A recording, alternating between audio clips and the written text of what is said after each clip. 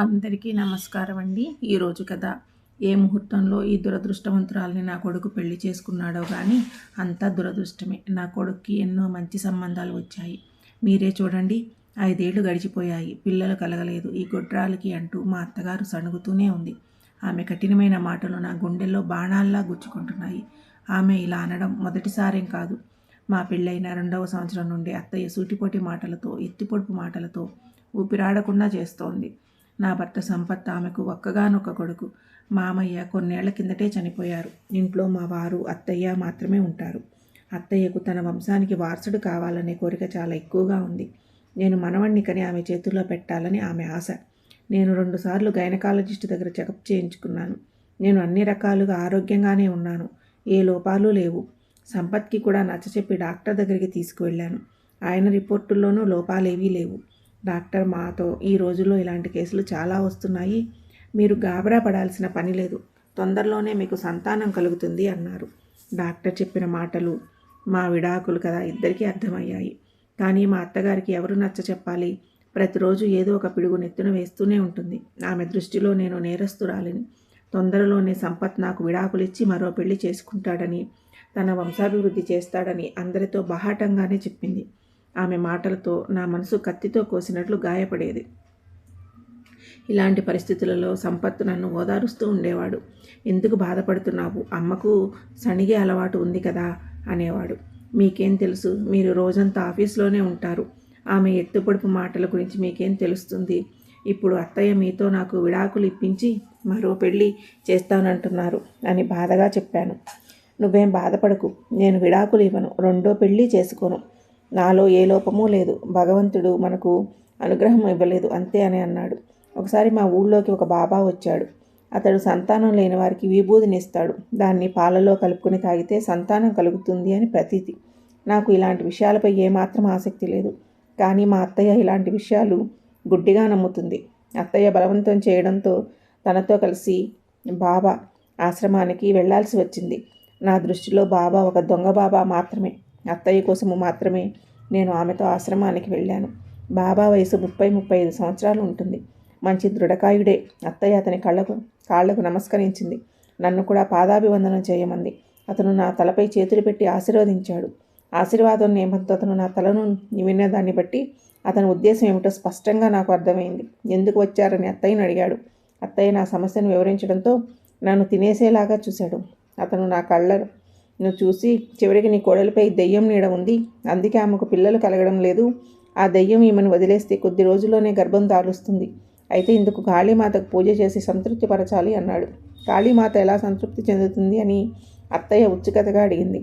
నువ్వు కాళీమాతకు పూజ చేయాలి. పూజ తర్వాత నీ కోడలికి ఒక విభూదిని ఇస్తాను. ఆ విభూదిని అమావాస్య రాత్రి 12 గంటల తర్వాత మా ఆశ్రమానికి ఒంటరిగా వచ్చి తనతో పాటు తెచ్చుకున్న పాలతో కలుపుకుని మా ముందు తాగాలి. ఆ తర్వాత ఈమెపై దెయ్యం నీడ శాశ్వతంగా పోతుంది అన్నాడు. బాబా, ఈ పూజకు ఎంత ఖర్చు అవుతుంది? ఎక్కువేం కాదు, 7-8 వేలు మాత్రమే అవుతుంది అన్నాడు. అత్తయ్య నా వైపు చూసింది. నా చూపులో నేను అంత డబ్బు ఏర్పాటు చేయగలనా అని అడిగినట్లు అనిపించింది. నేను చూపు తిప్పుకుని దొంగ బాబాను, బాబా, మీరిచ్చే విభూది వలన నాకు పిల్లలు పుడతారనే గ్యారెంటీ ఉందా అని అడిగాను. దొంగ బాబా మొహంపై వెంటనే అసహనం కనిపించింది. అతను కోపంగా, చూడమ్మా, వస్తువులకు గ్యారెంటీ ఇచ్చినట్లుగా ఇవ్వడానికి మేమేం వ్యాపారులం కాదు. నేను ఎంతో గొప్ప బాబాని. నీకు పిల్లలు కావాలి అనుకుంటే నేను చెప్పినట్లు చెయ్యి, లేదంటే ఇక్కడి నుంచి వెళ్ళిపో అన్నాడు. ఆ దొంగ బాబా రౌద్ర రూపం చూసి అత్తయ్య భయపడిపోయింది. నన్ను తినేసేలా చూస్తున్న బాబాతో అత్తయ్య, బాబాగారు, ఈమె అమాయకుర, మీ మహిమలు తెలియదు, పూజ ఎప్పుడు చేయాలో చెప్పండి అంది. అమావాస్య రోజున సాయంత్రం 7 గంటలకు మనం కాళీమాత పూజ చేద్దాం. కానీ నువ్వు ఒక విషయంలో ప్రమాణం చేయాలి అన్నాడు. ఏంటి బాబా? నువ్వు ఈ విషయం ఎవరికీ చెప్పకూడదు, కనీసం నీ కొడుక్కి కూడా తెలియకూడదు. ఎవరికైనా విషయం తెలిసిందంటే ఇక అని ఆపాడు. అత్తయ్య ఆయన మాటలకు స్పందించి ఈ విషయం ఎవరికీ తెలియనివనని ప్రమాణం చేసింది. ఆ తర్వాత మేము ఇంటికి వచ్చేసాము. 3 రోజుల తర్వాత అమావాస్య. అత్తయ్య ఎలాగోలా డబ్బు ఏర్పాటు చేసి పూజా ఏర్పాట్లలో ఉండిపోయింది. ఈ పూజలో నన్ను చేరనివ్వలేదు. నేను రాత్రివేళ దొంగబాబా ఆశ్రమానికి పాలు తీసుకుని వెళ్ళాలి. ఆ దొంగబాబా దుర్బుద్ధి నాకు బాగా అర్థమైంది. అందుకే రాత్రి అవగానే నేను బట్టల్లో ఒక చాకు దాచిపెట్టుకుని దొంగబాబా ఆశ్రమానికి చేరుకున్నాను. అక్కడ దొంగ బాబా మత్తులో తూలుతూ కనిపించాడు. అతడి నుంచి మద్యం వాసన వస్తోంది. అప్పుడు అతను నన్ను చిన్న కుటీరంలోనికి వెళ్ళమన్నాడు. నేను వెళ్ళడానికి నిరాకరించాను. దాంతో అతనికి కోపం వచ్చింది. అతను బెదిరించే స్వరంతో, నీకు పిల్లలు కావాలా వద్దా అన్నాడు. శీలాన్ని అమ్ముకుని సంతానం పొందడానికంటే పిల్లలు లేకుండా ఉండడమే మేలు అని నేను గట్టిగా అరిచి చెప్పాను. నువ్వు చాలా తెలివైన దానిలాగా ఉన్నావు, కానీ నేను నీకన్నా తక్కువేమీ కాదు. అడ్డదారిలో ఎలా పని చేయించుకోవాలో నాకు తెలుసు అంటూ నా పైకి రాబోయాడు. అతను ఇలాంటి నీచమైన పనులు చేస్తాడని నాకు బాగా తెలుసు. నేను కత్తిని అతని మెడ దగ్గర పెట్టి, నీలాంటి పూటకపు భావాల గురించి నాకు బాగా తెలుసు. అమాయక ప్రజలను మాయమాటలతో మాయ చేసి దోపిడీ చేయడమే కాక స్త్రీలను లొంగదీసుకుంటారు. నాకు ఏ విభూది అవసరం లేదు. నాపై ఏ దెయ్యం ప్రభావమూ లేదు. నువ్విచ్చిన విభూదిని నువ్వే తీసుకో. నాకు ఏ దోషం లేదని, దెయ్యం ప్రభావం లేదని మా అత్తయ్యకి చెప్పు. అలా చెయ్యకపోతే నీ ప్రాణాలు తీస్తాను, జాగ్రత్త అన్నాను. ఆ దొంగ బాబా భయపడిపోయి తలాడించాడు. ఆ గిన్నెలోని పాలను నేను అక్కడే విసిరి ఇంటికి వచ్చేశాను. కొన్ని నెలల తర్వాత నాకు వాంతులు కావడంతో అత్తయ్య సంతోషం పట్టలేకపోయింది. నేను తల్లినయ్యానని ఆమె ఎంతో ఆనందించింది. ఈ సంతోషకరమైన వార్తను సంపత్కు చెప్పగానే ఎంతో సంతోషించాడు సంపత్ కూడా. సంపత్ సంతోషం చూసి నాకు సంతృప్తి కలిగింది. ఆ దొంగ బాబా ఇచ్చిన విభూది వల్లనే గర్భం దాల్చానని అనుకుంది అత్తయ్య. ఇక అత్తయ్య నాతోనే నిద్రపోతోంది. ఎప్పుడైనా నా కాళ్ళు వంకరగా అయితే వెంటనే నా కాళ్ళని సరిచేస్తూ ఉంటుంది. కాళ్ళు వంకరగా పెడితే శిశువు అంగం కూడా వంకరగానే ఉంటుంది అని చెప్పేది. అత్తయ్య అజ్ఞానం చూస్తే జాలి వేసేది.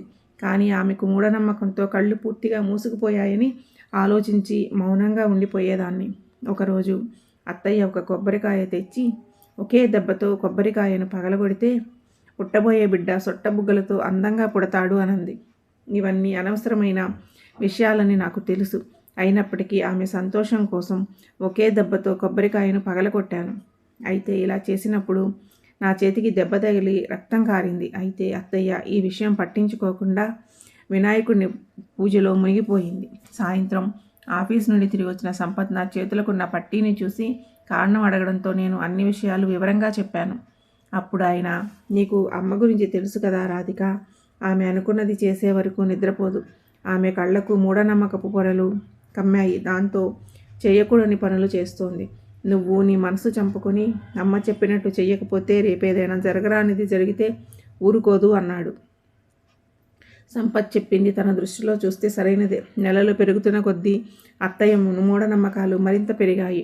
4 రోడ్ల కూడలిలో నడవవద్దని నాతో చెప్పేది. దాంతో ఆ దారి గుండా వెళ్లకుండా ఉండడానికి చుట్టూ తిరిగి వెళ్లాల్సి వచ్చేది. దాంతో నేను బాగా అలసిపోయేదాన్ని. అయితే మూఢనమ్మకంతో నిండిపోయిన అత్తయ్య నా అలసటను పట్టించుకునేది కాదు. 8 నెలలు నిండగానే అత్తయ్య నన్ను ఇంటి నుండి కాలు బయట పెట్టనివ్వలేదు. పుట్టింటికి వెళ్ళరాదని, మండుతున్న వాటిని చూడరాదని ఆంక్షలు పెట్టింది. అదే సమయంలో మా నాన్న ఆరోగ్యం బాగాలేదు. ఆయన పరిస్థితి బాగాలేని పరిస్థితుల్లో నన్ను కలవాలని తహతహలాడారు. కానీ మూఢనమ్మకంతో కళ్ళు మూసుకుపోయిన మా అత్తగారు నన్ను పుట్టింటికి వెళ్ళనీయలేదు.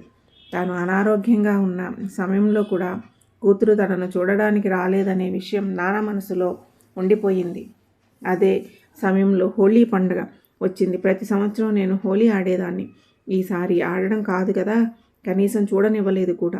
నా బిడ్డ పుట్టడానికి మా అత్తయ్య అదే దొంగ బాబా దగ్గర నుంచి విభూది తీసుకువచ్చి పాలల్లో కలుపుకొని తాగమంది. ఇలా తాగితే కొడుకు పుడతాడని ఆమె అంది.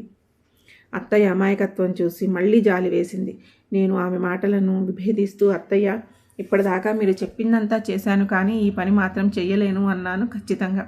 ఎందుకు అని కోపంగా అడిగింది. ఈ విభూది చెడు పదార్థాలతో తయారై ఉంటే దాని చెడు ప్రభావం పుట్టబోయే బిడ్డపై పడుతుంది అన్నాను. నువ్వు ఈ విభూది వల్లనే గర్భవతి అయ్యావనే విషయం మర్చిపోయావా అంటూ ఆమె ఎంత బతిమలాడినా నేను ఆ విభూదిని తాగడానికి ఒప్పుకోలేదు. అత్తయ్య కాసేపు ఆలోచించి మిన్నుకుండిపోయింది. కొద్ది రోజుల తర్వాత నా ప్రసవ సమయం దగ్గర పడ్డ సమయంలో అత్తయ్య నాతో ప్రేమగా, చూడు, నీకు కొడుకే పుడతాడు అంది. అదేలా అని కారణం అడిగితే రహస్యం చెప్పినట్లుగా నువ్వు బాబాగారి విభూది తీసుకోవడానికి ఒప్పుకోలేదు. కానీ ఆ గొప్ప వ్యక్తి మాటల్ని నేను ఎలా మీరను? అందుకే. అత్తయ్య మాటలు వినగానే నా శరీరం అంతా వణికిపోయింది. నేను ఏదో చెప్పే లోపల నా కళ్ళ ముందు చీకట్లు కమ్ముకున్నట్లు అయిపోయింది. నేను స్పృహ తప్పి పడిపోయాను.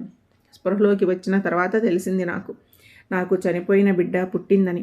నా మీద ప్రతీకారం తీర్చుకోవడానికి ఆ దొంగబాబా విభూదిలో విషం కలిపి ఇచ్చాడు. ఆ విషం నెమ్మదిగా ప్రభావం చూపుతుందని నేను విన్నాను.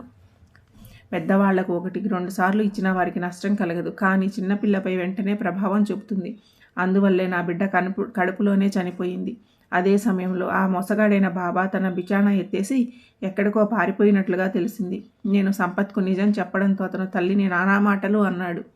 అప్పుడు అత్తయ్య పశ్చాత్తాపపడుతూ, బిడ్డ చావుకు నేనే కారణం, మనవడు కావాలనే కోరికతో నేను మూఢనమ్మకాల రూపంలో చిక్కుకుపోయాను. దీనివలన తెలుసో తెలియక తప్పు చేశాను. మీరు నాకు ఏ శిక్ష వేసినా సరే అంది. నేను అత్తయ్యకు ఏ శిక్ష విధించగలను? మీరు మూఢనమ్మకాలను నమ్మొద్దని వదిలేయాలని అనడంతో అత్తయ్య వెంటనే సరేనంది.